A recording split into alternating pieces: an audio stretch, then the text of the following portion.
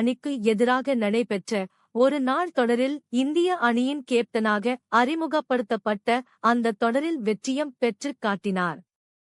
2003ஆம் ஆண்டு இந்தியாவில் நடைபெற்ற உலகக் கோப்பை போட்டியில் கங்குலி தலைமையிலான இந்திய அணி இறுதிப் போட்டியில் ஆஸ்திரேலியா அணியை சந்தித்தது. உலகக் கோப்பையை வெல்லும் என்று இந்திய ரசிகர்களால் மிகவும் எதிர்பார்க்கப்பட்டது. ஆனால் இந்திய அணி தோல்வி அடைந்தது.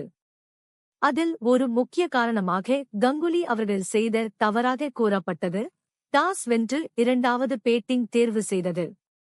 இங்கு ஏன் நான் கங்குலி எனக்கு பிடித்த மனம் கவர்ந்த கிரிக்கெட் வீரராகவும் குறிப்பாக இந்திய கேப்டன்களின் சிறந்த ஒருவராகவும் கூறுகிறேன் என்றால், அன்று அவர் அமைத்து தந்த அந்த வெற்றி பாதையில்தான் எந்த பிச்சுக்களிலும் எந்த வெளிநாடுகளிலும் இந்திய அணியால் வெற்றி பெற முடியும் என்ற நம்பிக்கையை இந்திய அணி வீரர்களுக்கும் கோடான கோடி இந்திய கிரிக்கெட் ரசிகர்கள் மனதிலும் நம்பிக்கை ஏற்படுத்தினார், நிரூபித்தும் காட்டினார். இவர் கேப்டனாக இருந்தபோது பல பரிசோதனைகளை மேற்கொண்டார். அது அப்போது விமர்சனங்களுக்கு உள்ளாக்கப்பட்டாலும் கடைசியில் அது இந்திய அணிக்கு வெற்றிக்கு முக்கிய காரணமாக அமைந்தது.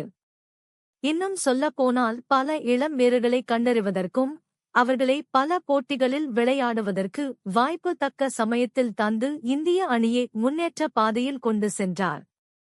இன்று அவர் போட்டுச் சென்ற பாதையில்தான் பின்பு கேப்டனாக வந்த தோனி, விராட் கோலி மற்றும் ரோஹித் சர்மா போன்றவர்கள் அந்த பாதையை பின்பற்றி பயன்படுத்தி வெற்றி நடை போட்டுக் கொண்டிருக்கிறார்கள். புகழ்பெற்ற இங்கிலாந்து கிரிக்கெட் வீரரும் வர்ணனையாளர் Geoffrey Boycott, god of offside என்று கங்குலியை செல்லமாக புகழ்வார். ஏனென்றால் அவர் ஆக்சைடு அடிக்கும் ஒரு ஷாட்டும் குறிப்பாக பவுண்டரிகள் கண்கொள்ளா காட்சியாக இருக்கும்.